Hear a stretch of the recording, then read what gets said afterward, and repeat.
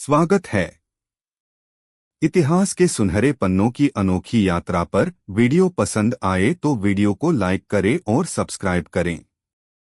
श्लोक -4 अर्जुन उवाच प्रण भवतो जन्म परं जन्म विवस्वतः कथमेतद्विजानीया त्वमादौ प्रोक्तवानिति। अनुवाद।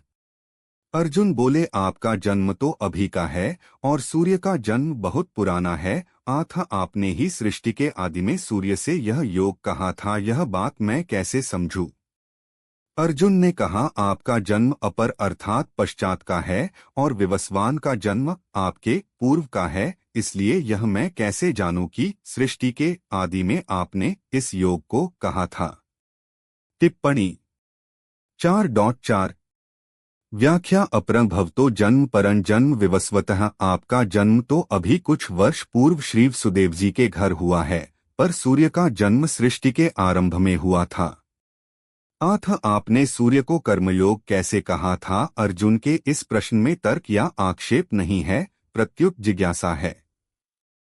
वे भगवान के जन्म संबंधी रहस्य को सुगमतापूर्वक समझने की दृष्टि से ही प्रश्न करते हैं, क्योंकि अपने जन्म संबंधी रहस्य को प्रकट करने में भगवान ही सर्वथा समर्थ हैं। कथमेतद्विजानीया त्वमादौ प्रोक्तवानिति मैं आपको सृष्टि के आदि में उपदेश देने वाला कैसे जानूं? अर्जुन के प्रश्न का तात्पर्य यह है कि सूर्य को उपदेश देने के बाद से सूर्यवंश की मनु इक्ष्वाकु आदि कई पीढ़ियां बीत चुकी हैं और आपका अवतार अभी का है। आथ आपने सृष्टि के आदि में सूर्य को उपदेश कैसे दिया था, यह बात मैं अच्छी तरह समझना चाहता हूँ। सूर्य तो अभी भी है, इसलिए उसे अभी भी उपदेश दिया जा सकता है, परंतु आपने सूर्य को उपदेश देने के बाद सूर्यवंश की परंपरा का भी वर्णन किया है, जिससे यह सिद्ध होता है कि आपने सूर्य को उपदेश अभी नहीं दिया है। आथ आपने सूर्य को कल्प के आदि में कैसे उपदेश दिया था? संबंध। अर्जुन के प्रश्न के उत्तर में अपना अवतार रहस्य प्रकट करने के लिए भगवान पहले अपनी सर्वज्ञता का दिग्दर्शन कराते हैं।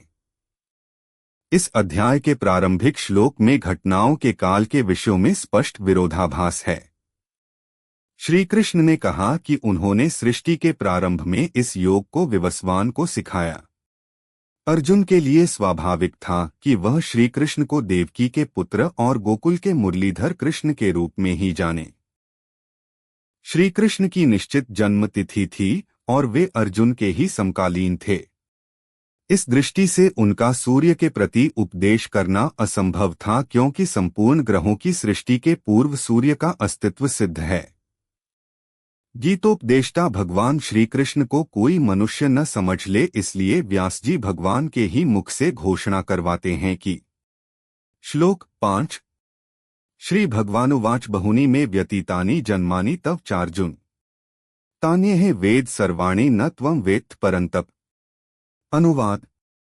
श्री भगवान बोले, हे परंतप अर्जुन, मेरे और तेरे बहुत से जन्म हो चुके हैं, उन सबको मैं जानता हूं पर तू नहीं जानता। श्री भगवान ने कहा, हे अर्जुन, मेरे और तुम्हारे बहुत से जन्म हो चुके हैं, परंतु हे परंतप उन सबको मैं जानता हूं और तुम नहीं जानते। टिप्पणी 4.5 व्याख्या। तीसरे श्लोक में भगवान ने अर्जुन को अपना भक्त और प्रिय सखा कहा था, इसलिए पीछे के श्लोक में अर्जुन अपने हृदय की बात निःसंकोच होकर पूछते हैं। अर्जुन में भगवान के जन्म रहस्य को जानने की प्रबल जिज्ञासा उत्पन्न हुई है, इसलिए भगवान उनके सामने मित्रता के नाते अपने जन्म का रहस्य प्रकट कर देते हैं। यह नियम है कि श्रोता की प्रबल जिज्ञासा होने पर वक्ता अपने को छिपाकर नहीं रख सकता, इसलिए संत महात्मा भी अपने में विशेष श्रद्धा रखने वालों के सामने अपने आप को प्रकट कर सकते हैं। टिप्पणी पर 0:215 गूढ़ तत्व न साधु दुराभी आरत अधिकारी जेहे पावही। मानस 1:110 1 बहुनी में व्यतीतानि जन्मानि तव चार्जुन समय समय पर मेरे और तेरे बहुत से जन्म हो चुके हैं, परंतु मेरा जन्म और तरह का है, जिसका वर्णन आगे छठे श्लोक में करेंगे, और तेरा जीव का जन्म और तरह का है, जिसका वर्णन 8वें अध्याय के 19वें और 13वें अध्याय के 21वें एवं 26वें श्लोक में करेंगे। तात्पर्य यह कि मेरे और तेरे बहुत से जन्म होने पर भी वे अलग अलग प्रकार के हैं। दूसरे अध्याय के 12वें श्लोक में भगवान ने अर्जुन से कहा था कि मैं, भगवान, और तू तथा ये राजा लोग, जीव, पहले नहीं थे और आगे नहीं रहेंगे, ऐसा नहीं है। तात्पर्य यह है कि भगवान और उनका अंश जीवात्मा दोनों ही अनादि और नित्य हैं। तान्यः वेद सर्वाणि संसार में ऐसे जातिस्मर जीव भी होते हैं जिनको अपने पूर्वजन्मों का ज्ञान होता है। ऐसे महापुरुष युंजान योगी कहलाते हैं जो साधना करके सिद्ध होते हैं। साधना में अभ्यास करते करते इनकी वृत्ति इतनी तेज हो जाती है कि ये जहां वृत्ति लगाते हैं वहीं का ज्ञान इनको हो जाता है। ऐसे योगी कुछ सीमा तक ही अपने पुराने जन्मों को जान सकते हैं, संपूर्ण जन्मों को नहीं। इसके विपरीत भगवान युक्त योगी कहलाते हैं जो साधना किए बिना स्वतः सिद्ध नित्य योगी हैं। जन्मों को जानने के लिए उन्हें वृत्ति नहीं लगानी पड़ती, प्रत्युत उनमें अपने और जीवों के भी संपूर्ण जन्मों का स्वतः स्वाभाविक ज्ञान सदा बना रहता है। उनके ज्ञान में भूत, भविष्य और वर्तमान का भेद नहीं है, प्रत्युत उनके अखंड ज्ञान में सभी कुछ सदा वर्तमान ही रहता है। गीता 7:26। कारण कि भगवान संपूर्ण देश, काल, वस्तु, व्यक्ति, परिस्थिति आदि में पूर्ण रूप से विद्यमान रहते हुए भी इनसे सर्वथा अतीत रहते हैं। मैं उन सबको जानता हूँ। भगवान के इस वचन से साधकों को एक विशेष आनंद आना चाहिए कि हम भगवान की जानकारी में हैं, भगवान हमें निरंतर देख रहे हैं, हम कैसे ही क्यों न हो पर हैं भगवान के ज्ञान में। न त्वं वेत्थ परंतप जन्मों को न जानने में मूल हेतु है अंतःकरण में नाशवान पदार्थों का आकर्षण महत्व होना। इसी के कारण मनुष्य का ज्ञान विकसित नहीं होता। अर्जुन के अंतःकरण में नाशवान पदार्थों का, व्यक्तियों का महत्व था, इसीलिए वे कुटुंबियों के मरने के भय से युद्ध नहीं करना चाहते थे। पहले अध्याय के 33वें श्लोक में अर्जुन ने कहा था कि जिनके लिए हमारी राज्य भोग और सुख की इच्छा है वे ही ये कुटुंबी प्राणों की और धन की आशा छोड़कर युद्ध में खड़े हैं। इससे सिद्ध होता है कि अर्जुन राज्य भोग और सुख चाहते थे।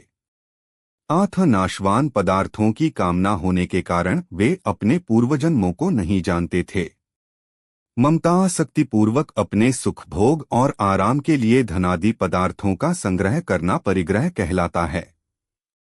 परिग्रह का सर्वथा त्याग करना अर्थात अपना सुख, आराम आदि के लिए किसी भी वस्तु का संग्रह न करना अपरिग्रह कहलाता है। अपरिग्रह की दृढ़ता होने पर पूर्वजन्मों का ज्ञान हो जाता है। अपरिग्रह स्थैर्य जन्मकथनता संबोध। पातंजलयोग दर्शन 2:39। संसार, क्रिया और पदार्थ सदैव परिवर्तनशील और असत है, अतः उसमें अभाव, कमी होना निश्चित है। अभावरूप संसार से संबंध जोड़ने के कारण मनुष्य को अपने में भी अभाव दिखने लग जाता है। अभाव दिखने के कारण उसमें यह कामना पैदा हो जाती है कि अभाव की तो पूर्ति हो जाए, फिर नया और मिले। इस कामना की पूर्ति में ही वह दिन रात लगा रहता है, परंतु कामना की पूर्ति होने वाली है नहीं। कामनाओं के कारण मनुष्य बेहोश सा हो जाता है। अतः ऐसे मनुष्य को अनेक जन्मों का ज्ञान तो दूर रहा, वर्तमान कर्तव्य का भी ज्ञान, क्या कर रहा हूँ और क्या करना चाहिए, नहीं होता। संबंध पूर्व श्लोक में भगवान ने बताया कि मेरे और तेरे बहुत से जन्म हो चुके हैं। अब आगे के श्लोक में भगवान अपने जन्म अवतार की विलक्षणता बताते हैं। 4.5 हिंदू शास्त्रों के आचार्य सदैव शिष्यों के मन में उठने वाली सभी संभाव्य शंकाओं का निरसन करने को तत्पर रहते हैं। हम उनमें असीम धैर्य और शिष्यों की कठिनाइयों को समझने की क्षमता के साक्षात दर्शन कर सकते हैं। यहाँ श्री कृष्ण अर्जुन को यह समझाने का प्रयत्न करते हैं कि किस प्रकार वे अनंत स्वरूप हैं और सृष्टि के प्रारंभ में कैसे उन्होंने सूर्य देवता को ब्रह्म विद्या का उपदेश दिया। पुराणों में वर्णित अवतार का सिद्धांत इस प्रकरण में विस्तार पूर्वक बताया गया है। अनेक विदेशियों को हिंदू दर्शन का यह प्रकरण और हिंदुओं का अवतारवाद में विश्वास अत्यंत भ्रामक प्रतीत हो सकता है। अनेक विद्वानों ने इस प्रकार के मत प्रकट भी किए हैं, परंतु मैक्स मूलर के समान संभवत किसी ने इतनी तीव्र आलोचना नहीं की होगी। अवतार के विषय में वे कहते हैं, यह आध्यात्मिक बकवास है। परंतु यदि हम सृष्टि संबंधी वेदांत के सिद्धांत को जानते हुए इस पर विचार करें तो अवतारवाद को समझना कठिन नहीं होगा। एक अन्य स्थान पर मनुष्य के पतन के प्रकरण में यह विस्तार पूर्वक बताया गया है कि सत्वगुण प्रधान उपाधि के माध्यम से व्यक्त होकर अनंत स्वरूप परमार्थ सत्य ब्रह्मा सर्वशक्तिमान ईश्वर के रूप में प्रकट होता है। इसी अध्याय में आगे श्री कृष्ण बताएंगे कि किस प्रकार वे स्वेच्छा और पूर्ण स्वातंत्र्य से उपाधियों को धारण करके मनुष्यों के मध्य रहते हुए कार्य करते हैं, जो उनकी दृष्टि से लीला मात्र है। उन्हें कभी भी अपने दिव्य स्वरूप का विस्मरण नहीं होता। किसी एक भी प्राणी का जन्म केवल संयोग ही नहीं है। डार्विन के विकास के सिद्धांत के अनुसार भी प्रत्येक व्यक्ति जगत में विकास की सीढ़ी पर उन्नति करने के फलस्वरूप आया है। प्रत्येक देहधारी का जीवन उस जीव के दीर्घ आत्मचरित्र को दर्शाता है। असंख्य और विभिन्न प्रकार के शरीरों में वास करने के पश्चात ही जीव वर्तमान विकसित स्थिति को प्राप्त करता हुआ है। प्रत्येक नवीन देह में जीव को पूर्व जन्मों का विस्मरण हो जाता है, किंतु वह पूर्व जन्मों में अर्जित वासनाओं से युक्त रहता है। परंतु भगवान श्री कृष्ण की स्थिति एक जीव के समान नहीं समझनी चाहिए। वे अपनी सर्वज्ञता के कारण अर्जुन के और स्वयं के अतीत को जानते हैं, उन्होंने कहा, मैं उन सबको जानता हूँ और तुम नहीं जानते। आपके लिए धर्म के अभाव में जन्म की क्या आवश्यकता है? आपका जन्म कैसे संभव है? इसका उत्तर है। श्लोक 6। अजोपि सन्नव्ययात्मा भूतानामीश्वरोपि सन् प्रकृतिं स्वामधिष्ठाय संभवाम्यात्ममाया। अनुवाद। मैं अजन्मा और अविनाशी स्वरूप होते हुए भी तथा संपूर्ण प्राणियों का ईश्वर होते हुए भी अपनी प्रकृति को अधीन करके अपनी योगमाया से प्रकट होता हूँ। यद्यपि मैं अजन्मा और अविनाशी स्वरूप हूँ और भूतमात्र का ईश्वर हूँ, तथापि अपनी प्रकृति को अपने अधीन रखकर अधिष्ठाय मैं अपनी माया से जन्म लेता हूँ।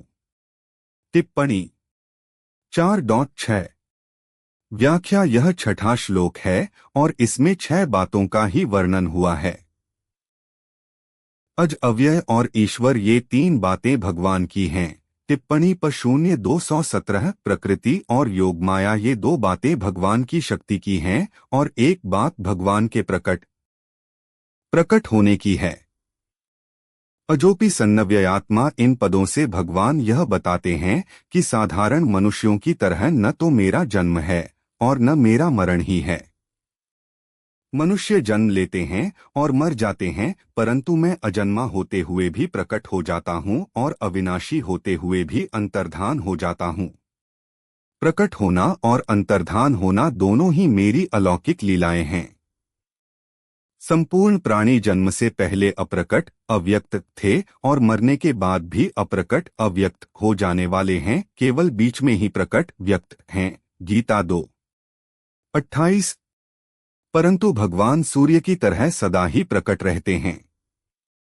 तात्पर्य है कि जैसे सूर्य उदय होने से पहले भी ज्यों का त्यों रहता है और अस्त होने के बाद भी ज्यों का त्यों रहता है, अर्थात सूर्य तो सदा ही रहता है, किंतु स्थान विशेष के लोगों की दृष्टि में उसका उदय और अस्त होना दिखता है। ऐसे ही भगवान का प्रकट होना और अंतर्धान होना लोगों की दृष्टि में है। वास्तव में भगवान सदा ही प्रकट रहते हैं।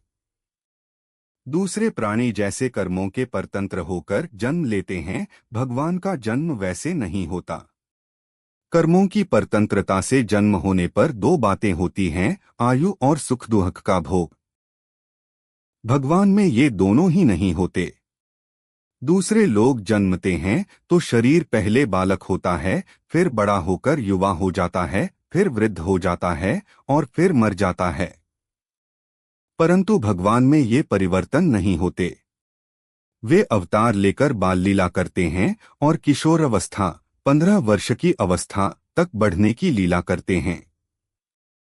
किशोरावस्था तक पहुंचने के बाद फिर वे नित्य किशोर ही रहते हैं।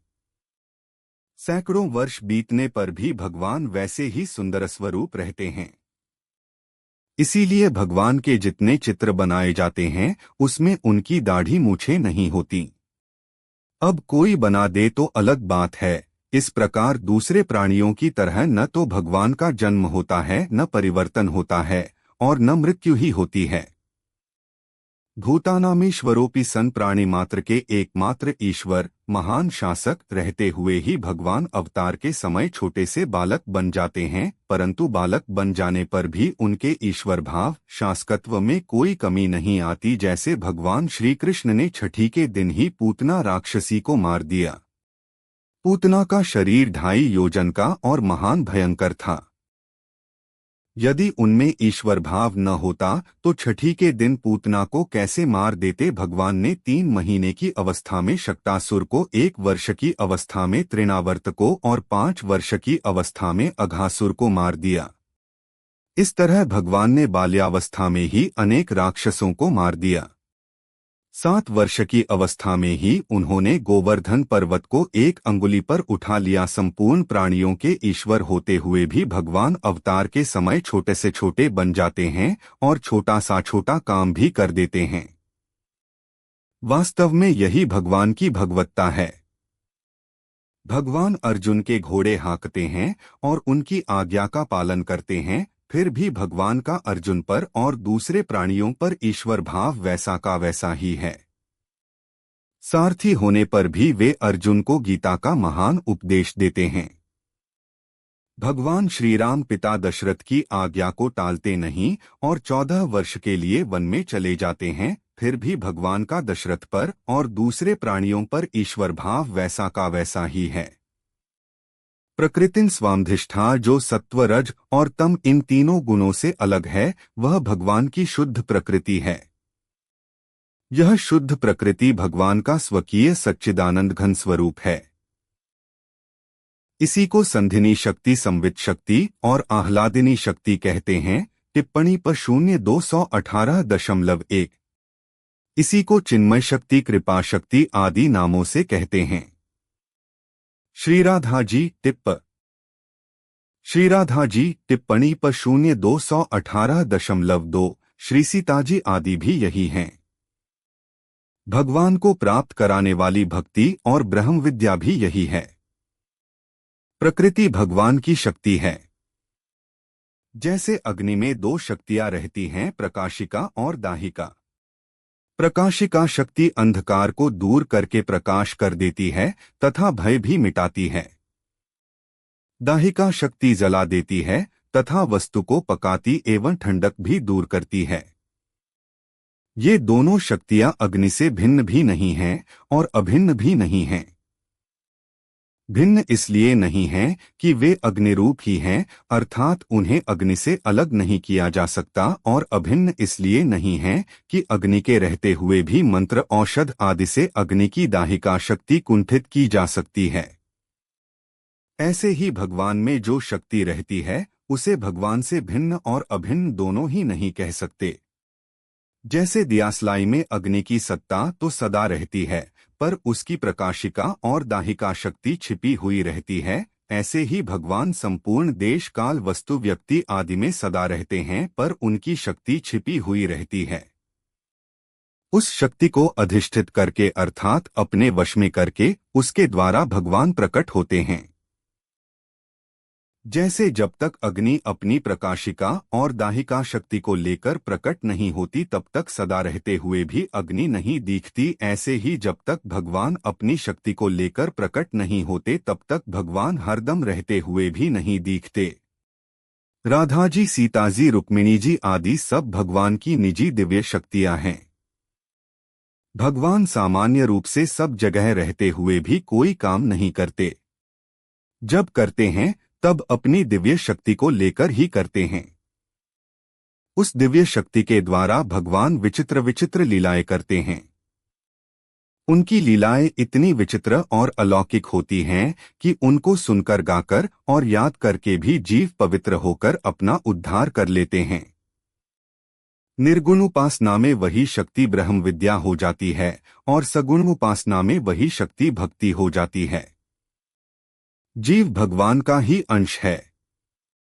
जब वह दूसरों में मानी हुई ममता हटाकर एकमात्र भगवान की स्वतः सिद्ध वास्तविक आत्मीयता को जागृत कर लेता है, तब भगवान की शक्ति उसमें भक्ति रूप से प्रकट हो जाती है।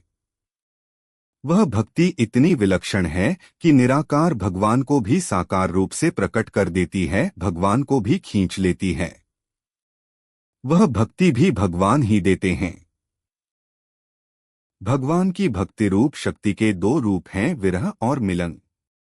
भगवान विरह भी भेजते हैं, टिप्पणी पर 0218.3, और मिलन भी। जब भगवान विरह भेजते हैं तब भक्त भगवान के बिना व्याकुल हो जाता है।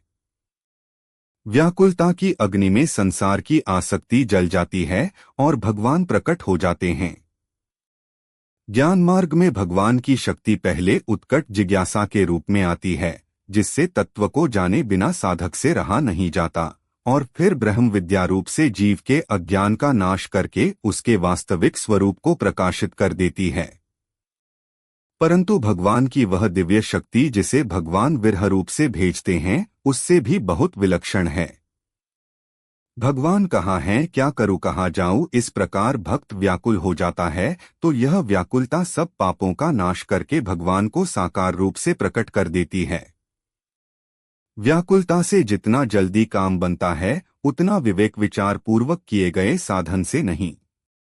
विशेष बात, भगवान अपनी प्रकृति के द्वारा अवतार लेते हैं और तरह तरह की अलौकिक लीलाएं करते हैं। जैसे अग्नि स्वयं कुछ नहीं करती, उसकी प्रकाशिका शक्ति प्रकाश कर देती है, दाहिका शक्ति जला देती है, ऐसे ही भगवान स्वयं कुछ नहीं करते, उनकी दिव्य शक्ति ही सब काम कर देती है। शास्त्रों में आता है कि सीता जी कहती हैं रावण को मारना आदि सब काम मैंने किया है, राम जी ने कुछ नहीं किया। जैसे मनुष्य और उसकी शक्ति ताकत है, ऐसे ही भगवान और उनकी शक्ति है। उस शक्ति को भगवान से अलग भी नहीं कह सकते और एक भी नहीं कह सकते। मनुष्य में जो शक्ति है उसे वह अपने से अलग करके नहीं दिखा सकता, इसलिए वह उससे अलग नहीं है। मनुष्य रहता है पर उसकी शक्ति घटती बढ़ती रहती है, इसलिए वह मनुष्य से एक भी नहीं है। यदि उसकी मनुष्य से एकता होती तो वह उसके स्वरूप के साथ बराबर रहती, घटती बढ़ती नहीं। अतः भगवान और उनकी शक्ति को भिन्न अथवा अभिन्न कुछ भी नहीं कह सकते। दार्शनिकों ने भिन्न भी नहीं कहा और अभिन्न भी नहीं कहा। वह शक्ति अनिर्वचनीय है। भगवान श्री कृष्ण के उपासक उस शक्ति को श्रीजी, राधा जी के नाम से कहते हैं। जैसे पुरुष और स्त्री दो होते हैं, ऐसे श्री कृष्ण और श्रीजी दो नहीं हैं। ज्ञान में तो द्वैत का अद्वैत होता है, अर्थात दो होकर भी एक हो जाता है, और भक्ति में अद्वैत का द्वैत होता है, अर्थात एक होकर भी दो हो जाता है। जीव और ब्रह्मा एक हो जाए तो ज्ञान होता है, और एक ही ब्रह्मा दो रूप हो जाए तो भक्ति होती है। एक ही अद्वैत तत्व प्रेम की लीला करने के लिए, प्रेम का आस्वादन करने के लिए, संपूर्ण जीवों को प्रेम का आनंद देने के लिए श्री कृष्ण और श्रीजी इन दो रूपों से प्रकट होता है। टिप्पणी पर 0219। दो रूप होने पर भी दोनों में बड़ा कौन है और कौन छोटा, कौन प्रेमी है और कौन प्रेमास्पद, इसका पता ही नहीं चलता। दोनों ही एक दूसरे से बढ़कर विलक्षण दिखते हैं। दोनों एक दूसरे के प्रति आकृष्ट होते हैं। श्रीजी को देखकर भगवान प्रसन्न होते हैं और भगवान को देखकर श्रीजी। दोनों की परस्पर प्रेम लीला से रस की वृद्धि होती है।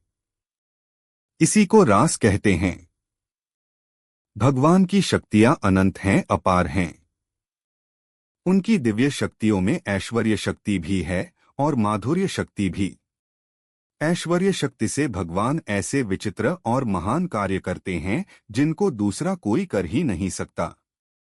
ऐश्वर्य शक्ति के कारण उनमें जो महत्ता, विलक्षणता, अलौकिकता दिखती है, वह उनके सिवाय और किसी में देखने सुनने में नहीं आती।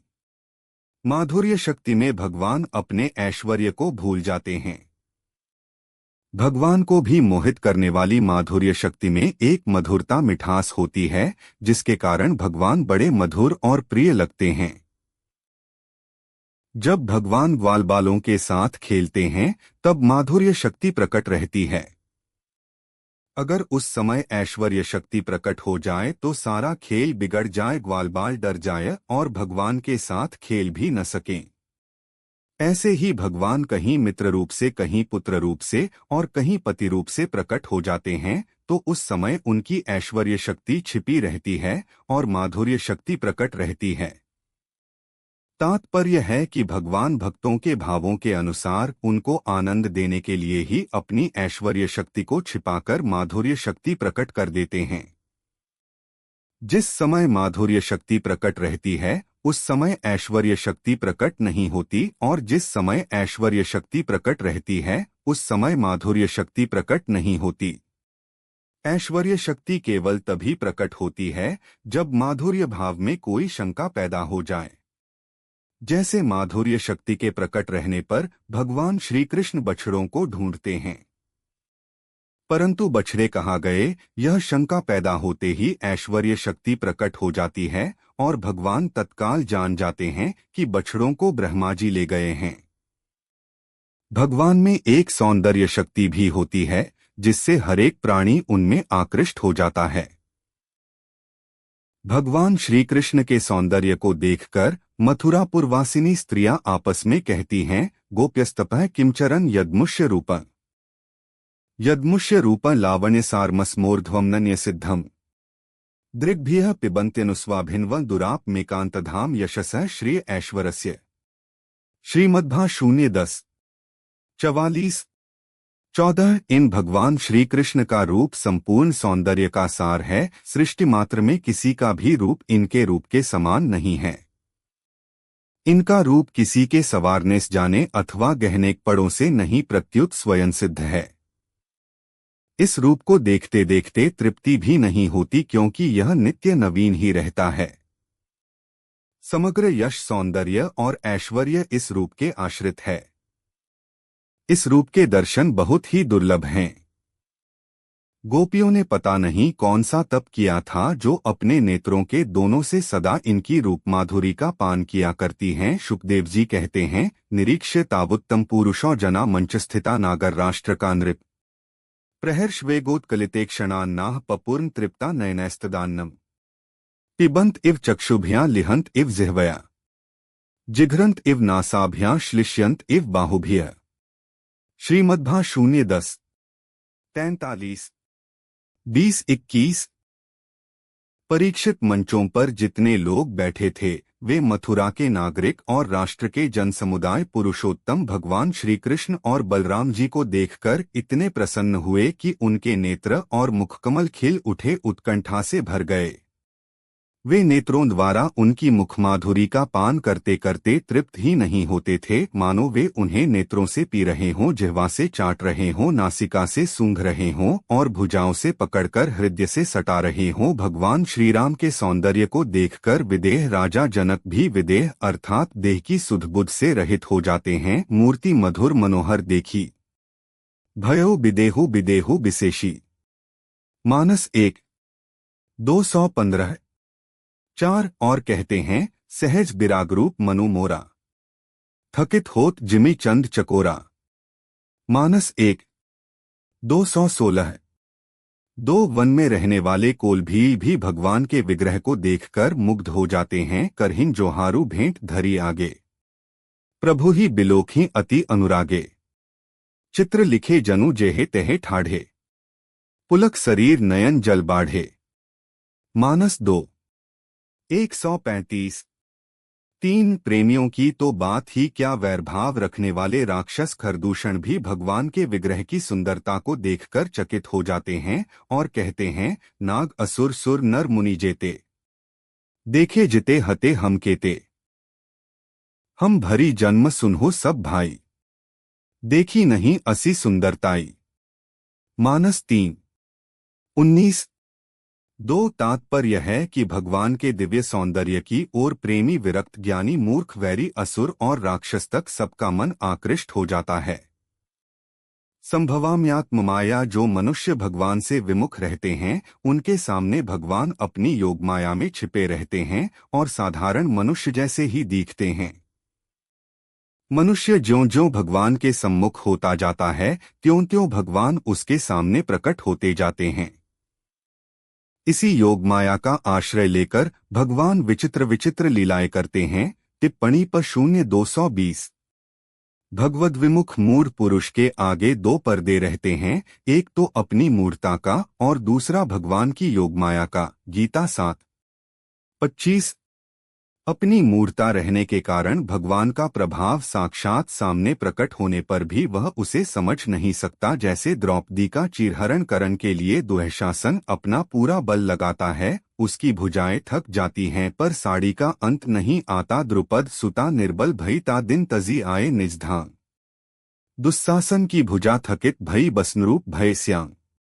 इस प्रकार भगवान ने सभा के भीतर अपना ऐश्वर्य साक्षात प्रकट कर दिया, परंतु अपनी मूढ़ता के कारण दुःशासन, दुर्योधन, कर्ण आदि पर इस बात का कोई असर ही नहीं पड़ा कि द्रौपदी के द्वारा भगवान को पुकारने मात्र से कितनी विलक्षणता प्रकट हो गई। एक स्त्री का चीरहरण भी नहीं कर सके तो और क्या कर सकते हैं, इस तरफ उनकी दृष्टि है। इसी प्रकार अज्ञानी मनुष्य अपनी उपाधियों के कार्यों के विषय में कुछ नहीं जानता और इसलिए उनकी दास बना रहता है। ईश्वर के लिए जगत कोई समस्या नहीं, क्योंकि वे प्रकृति को सर्वथा अपने वश में रखते हैं। ईश्वर के पूर्ण स्वातंत्र्य को इन दो पंक्तियों में अत्यंत सुंदर शैली में व्यक्त किया गया है। ईश्वर का यह जन्म कब और किस लिए होता है, इस पर कहते हैं। श्लोक 7। यदा यदा हि धर्मस्य ग्लानिर्भवति भारत, अभ्युत्थानमधर्मस्य तदात्मानं सृजाम्यहम्। अनुवाद। हे भरतवंशी अर्जुन, जब जब धर्म की हानि और अधर्म की वृद्धि होती है तब तब ही मैं अपने आप को साकार रूप से प्रकट करता हूँ। हे भारत, जब जब धर्म की हानि और अधर्म की वृद्धि होती है तब तब मैं स्वयं को प्रकट करता हूँ। टिप्पणी 4.7। व्याख्या। यदा यदा ही धर्मस्य अभ्युत्थानमधर्मस्य, धर्म की हानि और अधर्म की वृद्धि का स्वरूप है भगवत प्रेमी धर्मात्मा सदाचारी निरपराध और निर्बल मनुष्यों पर नास्तिक पापी दुराचारी और बलवान मनुष्यों का अत्याचार बढ़ जाना तथा लोगों में सद्गुण सदाचारों की अत्यधिक कमी और दुर्गुण दुराचारों की अत्यधिक वृद्धि हो जाना। यदा यदा पदों का तात्पर्य है कि जब जब आवश्यकता पड़ती है तब तब भगवान अवतार लेते हैं। एक युग में भी जितनी बार आवश्यकता और अवसर प्राप्त हो जाए उतनी बार अवतार ले सकते हैं। उदाहरणार्थ, समुद्र मंथन के समय भगवान ने अजित रूप से समुद्र मंथन किया, कच्छप रूप से मंदराचल को धारण किया तथा सहस्रबाहु रूप से मंदराचल को ऊपर से दबाकर रखा। फिर देवताओं को अमृत बांटने के लिए मोहिनी रूप धारण किया। इस प्रकार भगवान ने एक साथ अनेक रूप धारण किए। अधर्म की वृद्धि और धर्म का ह्रास होने का मुख्य कारण है नाशवान पदार्थों की ओर आकर्षण। जैसे माता और पिता से शरीर बनता है, ऐसे ही प्रकृति और परमात्मा से सृष्टि बनती है। इसमें प्रकृति और उसका कार्य संसार तो प्रतिक्षण बदलता रहता है, कभी क्षण मात्र भी एक रूप नहीं रहता और परमात्मा तथा उनका अंश जीवात्मा दोनों संपूर्ण देश काल आदि में नित्य निरंतर रहते हैं। इनमें कभी किंचन मात्र भी परिवर्तन नहीं होता। जब जीव अनित्य उत्पत्ति विनाशशील प्राकृत पदार्थों से सुख पाने की इच्छा करने लगता है और उनकी प्राप्ति में सुख मानने लगता है, तब उसका पतन होने लगता है। लोगों की सांसारिक भोग और संग्रह में ज्यों-ज्यों आसक्ति बढ़ती है, त्यों ही त्यों समाज में अधर्म बढ़ता है और ज्यों-ज्यों अधर्म बढ़ता है, त्यों ही त्यों समाज में पापाचरण, कलह, विद्रोह आदि दोष बढ़ते हैं। सत्ययुग, त्रेतायुग, द्वापर युग और कलियुग, इन चारों युगों की ओर देखा जाए तो इनमें भी क्रमशः धर्म का ह्रास होता है। सत्ययुग में धर्म के 4 चरण रहते हैं, त्रेता युग में धर्म के 3 चरण रहते हैं, द्वापर युग में धर्म के 2 चरण रहते हैं और कलयुग में धर्म का केवल 1 चरण शेष रहता है। जब युग की मर्यादा से भी अधिक धर्म का ह्रास हो जाता है, तब भगवान धर्म की पुनः स्थापना करने के लिए अवतार लेते हैं। तदात्मानं सृजाम्यहम्, जब जब धर्म की हानि और अधर्म की वृद्धि होती है, तब तब भगवान अवतार ग्रहण करते हैं। अतः भगवान के अवतार लेने का मुख्य प्रयोजन है धर्म की स्थापना करना और अधर्म का नाश करना। धर्म की हानि और अधर्म की वृद्धि होने पर लोगों की प्रवृत्ति अधर्म में हो जाती है। अधर्म में प्रवृत्ति होने से स्वाभाविक पतन होता है। भगवान प्राणी मात्र के परम सुहृद हैं, इसलिए लोगों को पतन में जाने से रोकने के लिए वे स्वयं अवतार लेते हैं। कर्मों में सकाम भाव उत्पन्न होना ही धर्म की हानि है और अपने अपने कर्तव्य से च्युत होकर निषिद्ध आचरण करना ही अधर्म का अभ्युत्थान है का। अधर्म का अभ्युत्थान है काम, अर्थात कामना से ही सबके सब अधर्म पाप अन्याय आदि होते हैं। गीता 3:37।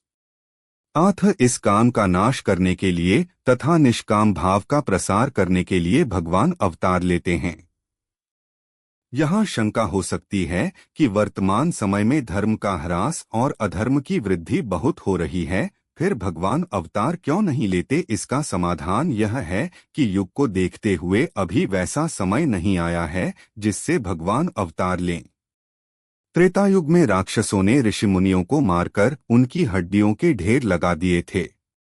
यह तो त्रेता युग से भी गया बीता कलयुग है, पर अभी धर्मात्मा पुरुष जी रहे हैं, उनका कोई नाश नहीं करता।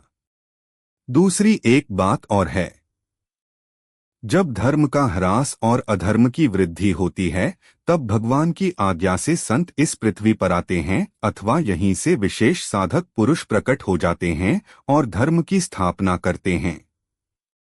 कभी कभी परमात्मा को प्राप्त हुए कारक महापुरुष भी संसार का उद्धार करने के लिए आते हैं। साधक और संत पुरुष जिस देश में रहते हैं, उस देश में अधर्म की वैसी वृद्धि नहीं होती और धर्म की स्थापना होती है। जब साधकों और संतमहात्माओं से भी लोग नहीं मानते, प्रत्युत उनका विनाश करना आरंभ कर देते हैं, और जब धर्म का प्रचार करने वाले बहुत कम रहते हैं तथा जिस युग में जैसा धर्म होना चाहिए उसकी अपेक्षा भी बहुत अधिक धर्म का ह्रास हो जाता है, तब भगवान स्वयं आते हैं। संबंध पूर्व श्लोक में अपने अवतार के अवसर का वर्णन करके अब भगवान अपने अवतार का प्रयोजन बताते हैं। 4.7 जब धर्म की हानि और अधर्म का उत्कर्ष होता है, तब ईश्वर अवतार लेते हैं। गीता के प्रथम अध्याय की प्रस्तावना में धर्म शब्द का अर्थ विस्तार पूर्वक बताया जा चुका है। धर्म एक पवित्र सत्य है जिसके पालन से ही समाज धारणा संभव होती है। जब बहुसंख्यक लोग धर्म का पालन नहीं करते, तब द्विपक्षुओं के समूह द्वारा यह जगत जीत लिया जाता है। उस समय परस्पर सहयोग और आनंद से जीवन व्यतीत करते हुए सुखी परिवार दिखाई नहीं देते। मनुष्य को शोभा देने वाला उच्च जीवन भी कहीं दृष्टिगोचर नहीं होता। इतिहास के ऐसे काले युग में कोई महान व्यक्ति समाज में आकर लोगों के जीवन और नैतिक मूल्यों का स्तर ऊंचा उठाने का प्रयत्न करता है।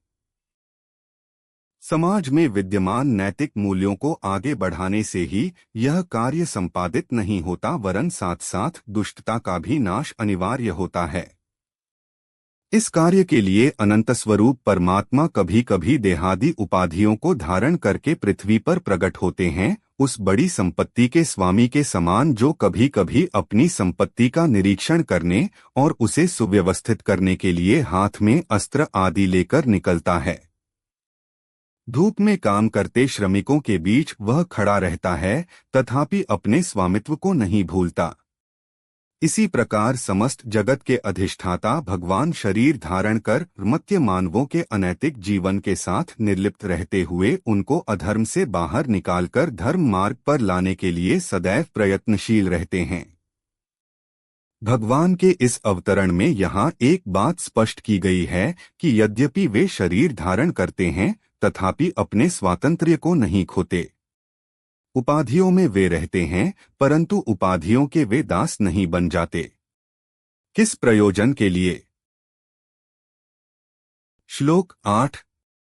परित्राणाय साधूना विनाशाय च दुष्कृता धर्म संस्थापनार्थाय संभवामि युगे युगे। अनुवाद। साधुओं भक्तों की रक्षा करने के लिए, पाप कर्म करने वालों का विनाश करने के लिए और धर्म की भली भांति स्थापना करने के लिए मैं युग युग में प्रकट हुआ करता हूँ। साधु पुरुषों के रक्षण, दुष्कृत्य करने वालों के नाश तथा धर्म संस्थापना के लिए मैं प्रत्येक युग में प्रकट होता हूँ। टिप्पणी 4.8 व्याख्या। परित्राणाय साधूनाम, साधु मनुष्यों के द्वारा ही अधर्म का नाश और धर्म का प्रचार होता है, इसलिए उनकी रक्षा करने के लिए भगवान अवतार लेते हैं।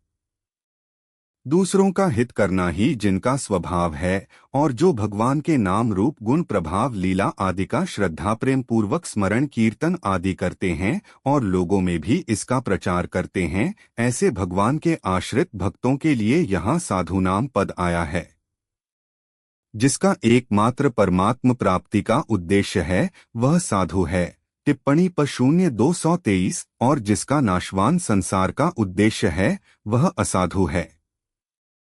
असत और परिवर्तनशील वस्तु में सद्भाव करने और उसे महत्व देने से कामनाएं पैदा होती है। ज्यों-ज्यों कामनाएं नष्ट होती हैं, त्यों-त्यों साधुता आती है, और ज्यों-ज्यों कामनाएं बढ़ती हैं, त्यों-त्यों साधुता लुप्त होती है। कारण कि असाधुता का मूल हेतु कामना ही है। साधुता से अपना उद्धार और लोगों का स्वतः उपकार होता है। साधु पुरुष के भावों और क्रियाओं में पशु, पक्षी, वृक्ष, पर्वत, मनुष्य, देवता, पितर, ऋषि, मुनि आदि सबका हित भरा रहता है। हेतु रहित जग जुग उपकारी, तुम्हार सेवक असुरारी। मानस 7:47।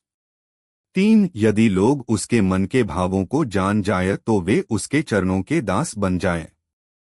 इसके विपरीत यदि लोग दुष्ट पुरुष के मन के भावों को जान जाए तो दिन में कई बार लोगों से उसकी पिटाई हो। यहाँ शंका हो सकती है कि यदि भगवान साधु पुरुषों की रक्षा किया करते हैं तो फिर संसार में साधु पुरुष दुख पाते हुए क्यों देखे जाते हैं। इसका समाधान यह है कि साधु पुरुषों की रक्षा का तात्पर्य उनके भावों की रक्षा है, शरीर, धन संपत्ति, मान बढ़ाई आदि की रक्षा नहीं, कारण कि वे इन सांसारिक पदार्थों को महत्व नहीं देते। भगवान भी इन वस्तुओं को महत्व नहीं देते, क्योंकि सांसारिक पदार्थों को महत्व देने से ही असाधुता पैदा होती है। भक्तों में सांसारिक पदार्थों का महत्व उद्देश्य होता ही नहीं, तभी तो वे भक्त हैं। भक्त लोग प्रतिकूलता, दुखदायी परिस्थिति में विशेष प्रसन्न होते हैं, क्योंकि प्रतिकूलता से जितना आध्यात्मिक लाभ होता है उतना किसी दूसरे साधन से नहीं होता। वास्तव में भक्ति भी प्रतिकूलता में ही बढ़ती है। सांसारिक राग आसक्ति से ही पतन होता है और प्रतिकूलता से वह राग टूटता है। इसलिए भगवान का भक्तों के लिए प्रतिकूलता भेजना भी वास्तव में भक्तों की रक्षा करना है। विनाशाय च दुष्कृताम, दुष्ट मनुष्य अधर्म का प्रचार और धर्म का नाश करते हैं, इसलिए उनका विनाश करने के लिए भगवान अवतार लेते हैं। जो मनुष्य कामना के अत्यधिक बढ़ने के कारण झूठ, कपट, छल, बेईमानी आदि दुर्गुण दुराचारों में लगे हुए हैं, जो निरपराध सद्गुण सदाचारी साधुओं पर अत्याचार किया करते हैं, जो दूसरों का अहित करने में ही लगे रहते हैं, जो प्रवृत्ति और निवृत्ति को नहीं जानते, भगवान और वेद शास्त्रों का विरोध करना ही जिनका स्वभाव हो गया है, ऐसे आसुरी संपत्ति में अधिक रचेपचे रहकर वैसा ही बुरा आचरण करने वाले मनुष्यों के लिए यहाँ दुष्कृताम पद आया है। भगवान अवतार लेकर ऐसे ही दुष्ट मनुष्यों का विनाश करते हैं। शंका। भगवान तो सब प्राणियों में सम हैं और उनका कोई वैरी नहीं है। समोह सर्वभूतेषु न मे द्वेष्यः। गीता 9। 29 फिर वे दुष्टों का विनाश क्यों करते हैं? समाधान संपूर्ण प्राणियों के परम सुहृद होने से भगवान का कोई वैरी नहीं है, परंतु जो मनुष्य भक्तों का अपराध करता है वह भगवान का वैरी होता है। सुनु सुरेश रघुनाथ सुभाव। निज अपराध रिसाही न काऊ, जो अपराधो भगत कर करई, राम रोष पावक सो जरई। मानस 218 2-3 भगवान का एक नाम भक्त भक्तिमान श्रीमद्भा 0-10 86 59 है। आठ भक्तों को कष्ट देने वाले दुष्टों का विनाश भगवान स्वयं करते हैं।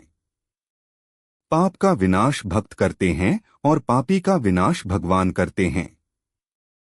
साधुओं का परित्राण करने में भगवान की जितनी कृपा है उतनी ही कृपा दुष्टों का विनाश करने में भी है।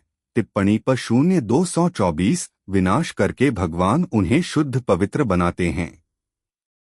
संतमहात्मा धर्म की स्थापना तो करते हैं पर दुष्टों के विनाश का कार्य वे नहीं करते।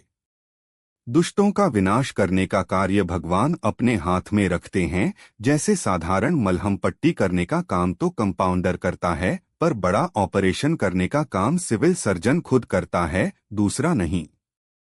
माता और पिता दोनों समान रूप से बालक का हित चाहते हैं। बालक पढ़ाई नहीं करता, उद्दंडता करता है तो उसको माता भी समझाती है और पिता भी समझाते हैं। बालक अपनी उद्दंडता न छोड़े तो पिता उसे मारते पीटते हैं, परंतु बालक जब घबरा जाता है तब माता पिता को मारने पीटने से रोकती है। यद्यपि माता पतिव्रता है, पति का अनुसरण करना उसका धर्म है, तथापि इसका यह अर्थ नहीं कि पति बालक को मारे तो वह भी साथ में मारने लग जाए। यदि वह ऐसा करे तो बालक बेचारा कहा जाएगा। बालक की रक्षा करने में उसका पातिव्रत धर्म नष्ट नहीं होता, कारण कि वास्तव में पिता भी बालक को मारना पीटना नहीं चाहते, प्रत्युत उसके दुर्गुण दुराचारों को दूर करना चाहते हैं। इसी तरह भगवान पिता के समान हैं और उनके भक्त माता के समान। भगवान और संतमहात्मा मनुष्यों को समझाते हैं। फिर भी मनुष्य अपनी दुष्टता न छोड़े तो उनका विनाश करने के लिए भगवान को अवतार लेकर खुद आना पड़ता है। अगर वे अपनी दुष्टता छोड़ दें तो उन्हें मारने की आवश्यकता ही न रहे। निर्गुण ब्रह्मा प्रकृति माया अज्ञान आदि का विरोधी नहीं है, प्रत्युत उनको सत्ता स्फूर्ति देने वाला तथा उनका पोषक है।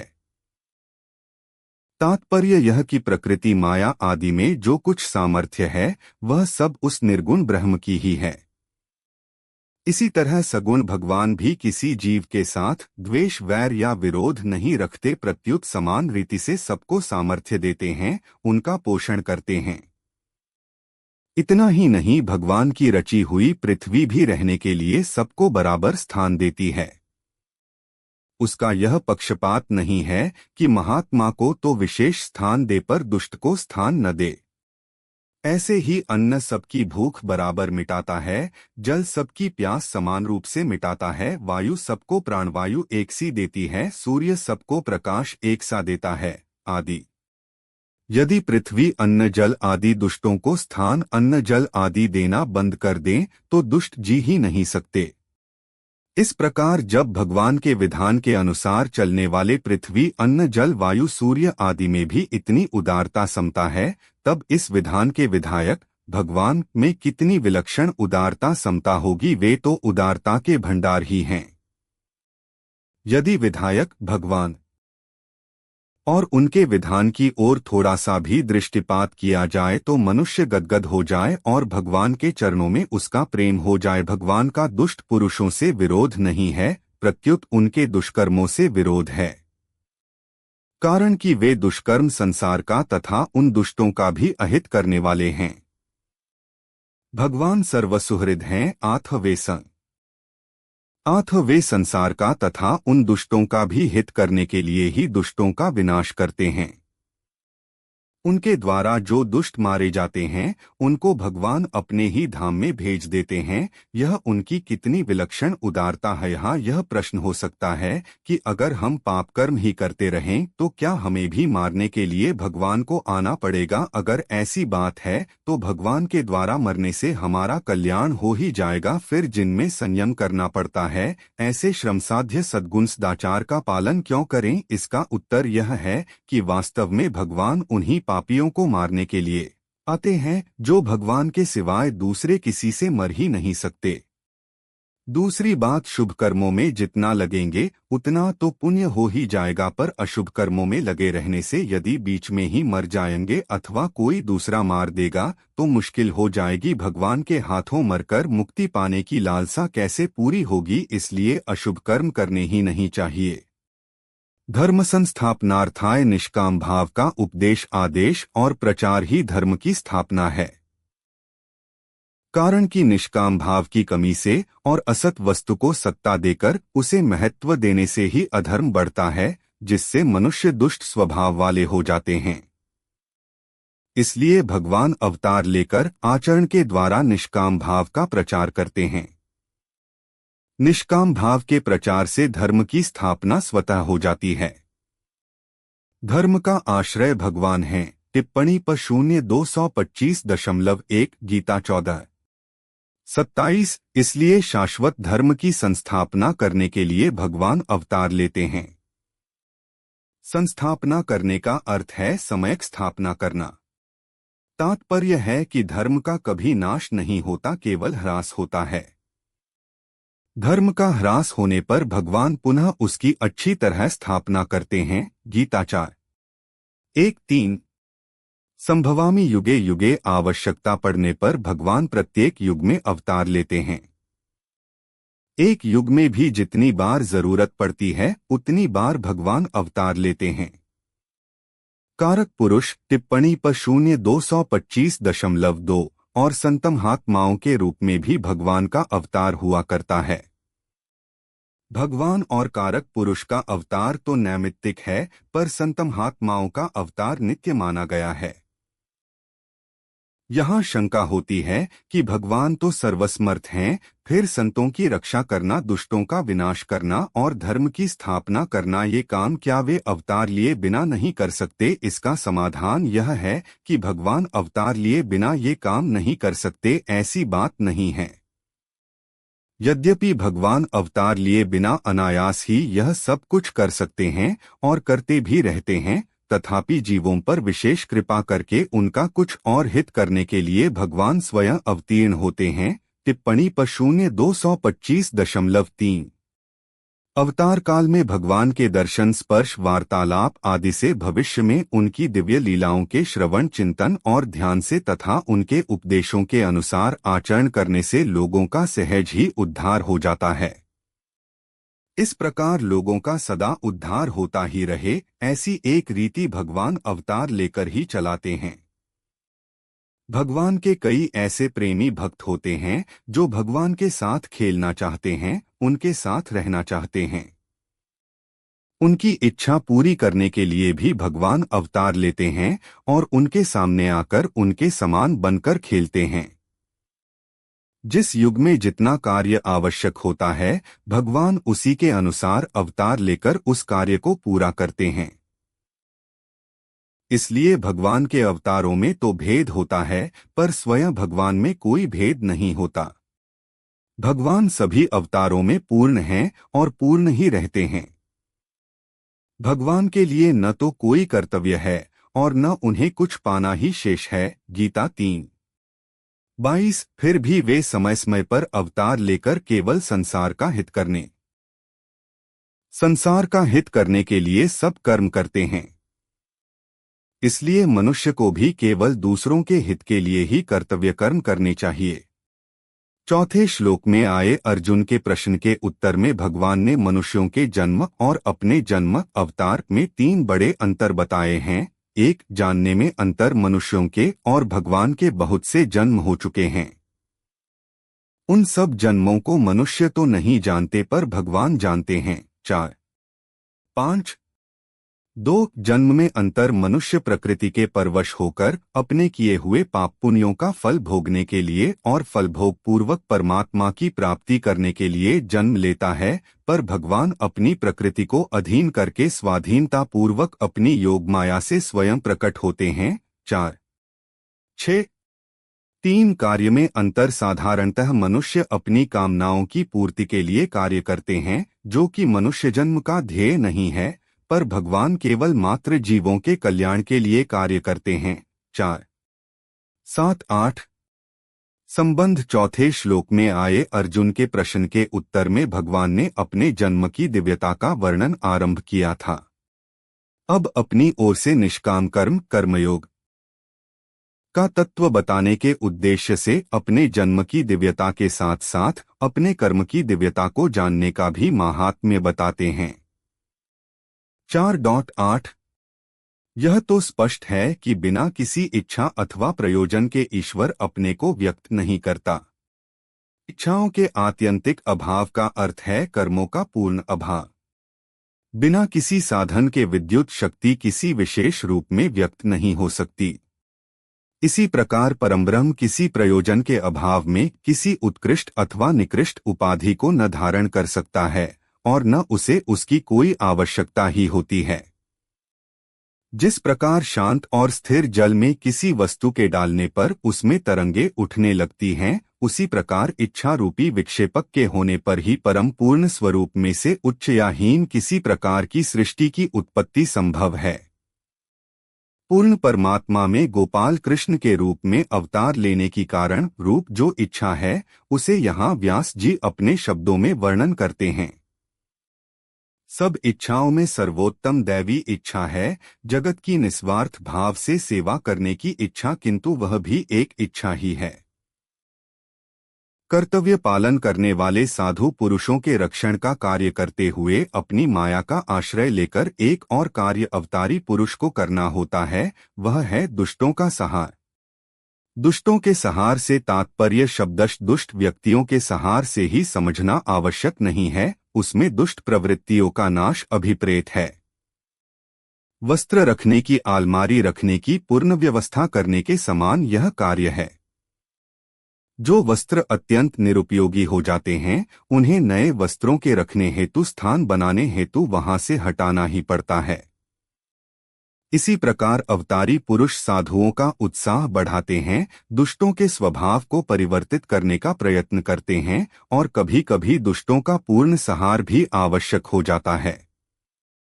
अर्जुन के लिए इतना सब कुछ विस्तार से बताना पड़ा क्योंकि वह श्री कृष्ण के वास्तविक स्वरूप के विषय में सर्वथा अनभिज्ञ था।